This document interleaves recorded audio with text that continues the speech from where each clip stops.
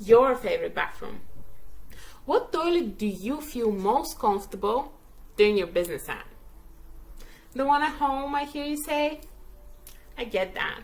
That is the case for most people. It may look a little bit like this. It's probably a small room with a toilet, a sink for you to wash your hands, and maybe a lock that you can turn to get the privacy that you need. Why don't we then design all public restrooms in the image of what we agree that we all like best? Hello, my name is Katya Veleva, and I'm here today to talk to you about gender-neutral public bathrooms. I come to you from a background in architecture and digital construction. I've been involved in healthcare planning for a while and also digitalization of large infrastructure projects. Today, I'm a diversity and inclusion consultant and a leadership coach. I want to take these two professional perspectives to look at the conversation surrounding public bathrooms. Apart from the very urgent issue of needing to relieve ourselves, which is something we all share, there's another layer to this conversation. The question exists of who is actually allowed to participate in society. Public bathrooms have been the ground zero for various kinds of discrimination and segregation from the get-go. The very first public bathrooms were specifically designed for men. There was a conscious decision aimed to reinforce the idea that men and women are meant to occupy different spheres of society. A woman should stay at home, so she shouldn't spend too long outside of the home, and she shouldn't go too far away from the home, so she shouldn't need a bathroom. Additionally, public bathrooms have been segregated by class, ability, and of course race. All of these segregations have caused us quite a lot of issues. So what can we do better? Today we're going to have a look at the demographics, definitions surrounding the issues that can help us understand it better. We're going to debunk some of the myths around what it means to have gender-neutral bathrooms, and we're going to have a quick look at the daily reality of this discussion today in the UK. So who cares? Well, the people that will benefit from gender-neutral bathrooms, there's a consensus that there are three main groups. We're looking at parents, disabled people, and the LGBT plus community. Parents with different gendered children, disabled people with different gendered carers that may need to assist them. And with those two groups, the conversation seems to be quite civilized. People feel quite comfortable about meeting those needs. But over here is where the discussion starts getting quite heated. Hopefully today together we can discover that gender-neutral bathrooms could be beneficial for everyone. So what are the terms that we need to understand? Well, we're going to have a look at gender identity, gender expression, and biological sex. It may be helpful to think of those things as gender identity being something between your ears, biological sex being something between your legs and in your cells, and gender expression being what you clad the body in between with. So, what is gender identity? As I said, ears, not legs. This is how a person identifies. Only that person can know what their gender identity is. It is very much a spectrum that has a woman at one end and a man at the other, and a series of other identities in the middle. Non-binary is an umbrella term that we use for those. There are other words that people like to use. Some of them we're trying to reclaim, but you should take cue from the person that you're talking to because they may not feel comfortable with certain words. You're allowed to ask questions. Those questions should be kind and polite and should refer to the issues that actually matter in the kind of relationship that you're engaging with this person. So for example, if you've just met someone, what pronouns should I use for you is an okay question to ask because you want to be respectful. You want to use the right words. On the other hand, asking what someone looks like without clothes, not a great question. I'm sure you wouldn't feel comfortable explaining what you look like when you've just met someone. Going back to pronouns, at one end of the spectrum we have she and hers, at the other one he and him. And then the English language conveniently provides us with a singular form of the pronoun they that we can use for non-binary identities. There's also a myriad of neopronouns, and if the person prefers a specific one of those, they will let you know. You don't have to know all of them. You're allowed to make mistakes. As long as you apologize and then make a genuine effort to use the right words, it's okay. Moving on, we have gender expression. So this is color coding your infants so that strangers know what their genitalia looks like? That kind of sounds gross and a little bit creepy, doesn't it? But it's sort of what we do, because we've accepted that certain items of clothing are more feminine, certain are more masculine, and some we deem androgynous. In the Western world, we tend to lean towards the masculine kind of expressions and apply them to everyone else. That's not the case across the world. Very unfortunately, only recently a young woman was murdered by stoning in India because she refused to stop wearing jeans. But again, this doesn't need to align with your gender identity. This is simply how you choose to express yourself. And it could be a beautiful thing if it's something that comes from the person and it's not forced upon them in any way, shape, or form. This is relevant to the conversation because we have cases in which cisgendered women that have been assigned female at birth, may present in a more masculine way, and they also face quite a lot of abuse in public restrooms because they don't match what we've decided to accept is what a woman should look like. And then we have biological sex. This is essentially what happens when a baby comes out of their parent. A doctor looks between their legs and says it's a boy or it's a girl, or it's a boy or it's a girl. But that's also a spectrum. We also refer to this as gender assigned at birth. There are 16 intersex conditions that have been recognized, and this is what happens in the middle of that spectrum as well. Now, depending on different resources that you can look at, it's between 1.7 and 5% of the population have these conditions that are considered intersex. The most recent information that I looked at was 5%, referring to the British population. So this is not only gender identity exists on a spectrum, but biologically there isn't that binary that we're so used to thinking of. And it could be helpful to look at those two spectrums together to understand a couple of other terms.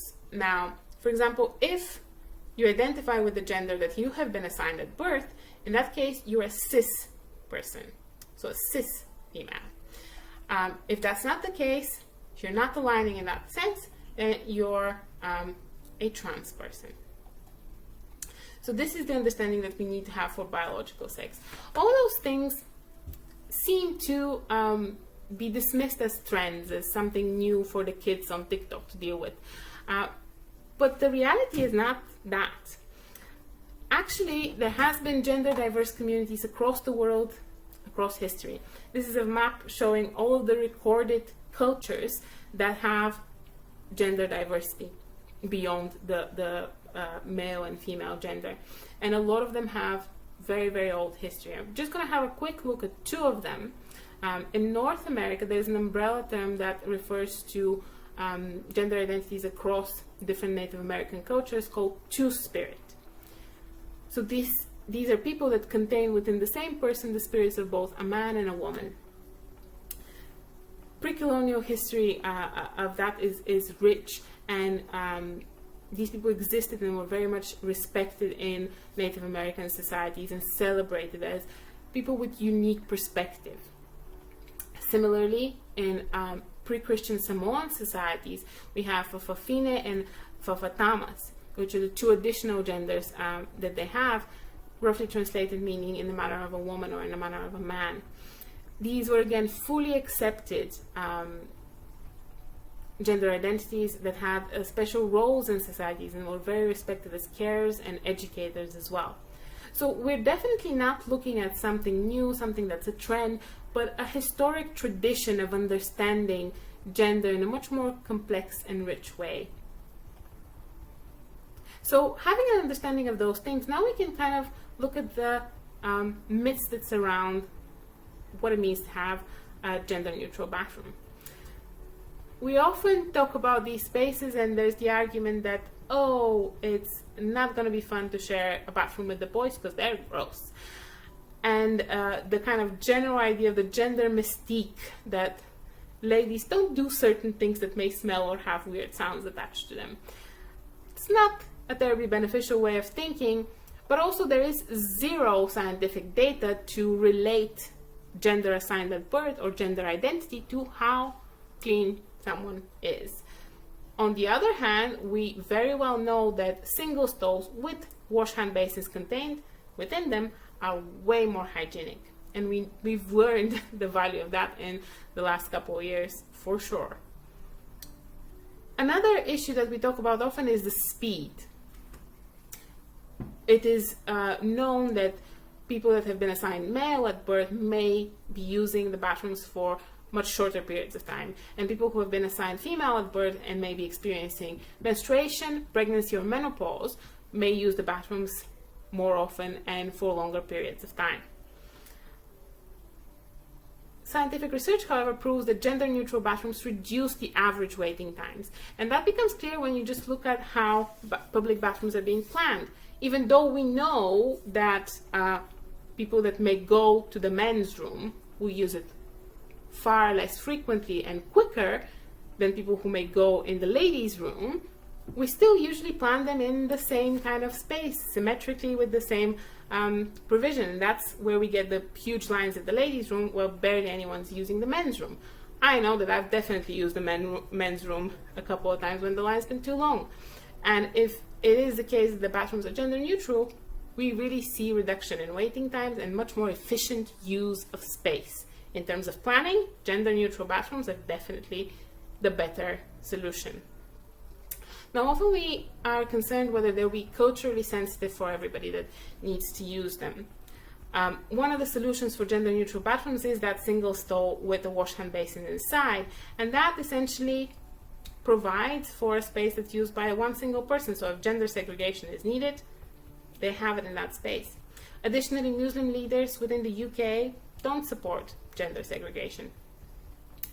And we can also look at different designs that provide more open space washing facilities outside of the actual toilet cubicles. And this is also known to be much more accepted because it creates this more public space where people are mixing together. So there's a lot of potential design solutions that could be very beneficial also in the context of safety. And we come to the context of safety. This is usually the biggest argument around gender neutral bathrooms. We hear a lot of people being very concerned for their little girl going to the bathroom and being threatened by a man in a dress. There's a lot of problems with this last statement, but let's put feelings aside and just look at the data. There have been places in the world with legislation for trans-inclusive bathrooms. In the US, for example, there have been states with history of that for as long as 15 years.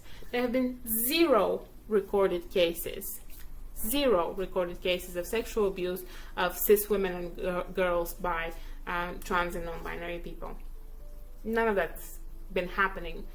On the other hand, if we look at the nature of sexual abuse crimes, 90% of the cases, the victim knows the perpetrator, which realistically means that the bathroom at home is way more dangerous than any public bathroom. Additionally, 96% of missing children are actually runaways and not abducted children, and only 0.1% of the cases of abduction happen in the cheap Hollywood style of snatching a kid from a public bathroom. And then if you have a look at the stats surrounding trans and gender non-conforming people, it's a different picture there. 62% of trans and gender non-conforming people have experienced various types of harassment and abuse in public bathrooms. 48% of them say they live in fear of using them. 54% have suffered physical implications going into long-term various kidney infections and diseases due to the lack of provisions and the fact that they don't feel safe going and using them. These are the numbers. Who is safe and who isn't? It seems quite clear to me. So these are some of the myths that we had to debunk. So what's happening today? Currently in the UK, you can go to the bathroom associated with the gender you identify with. If you don't identify with male or female gender, however, there aren't facilities made for you. And similarly, the right that we have currently to not have to prove what gender we identify with, that and simply use the facilities we need is not guaranteed. Recently, there's been a lot of discussion around transphobic statements coming from the government and particular cabinet members. And recently, there's been an inquiry launched by the government, results of which we're expecting in October, to look at toilet provision in public spaces. This particular inquiry has been highly criticized by the LGBT plus community because the wording of the briefing is extremely binary. There's no suggestion for trans or non-binary people. There's some strongly unscientific assumptions within it, and it overall sounds like pitting minority against minority. We need to be aware that the fight for equal rights is by no means a straight line in an upward trajectory. Across Europe, there's been rolling back at so many LGBT plus rights, women's rights, and reproductive rights. So we need to be aware of those issues and understand them and have an educated opinion to be able to participate actively in our society and have a say in the matters that concern us all. So today we had a look at the people who are affected by the matter of gender-neutral bathrooms. We looked at some definitions that is important to understand, we debunked some myths, and looked at the reality today. I hope this was helpful for you, and if you're interested in engaging further in the discussions, please come back to me. I'll be very interested to hear your feedback and your thoughts on the topic of public gender-neutral bathrooms. Thank you.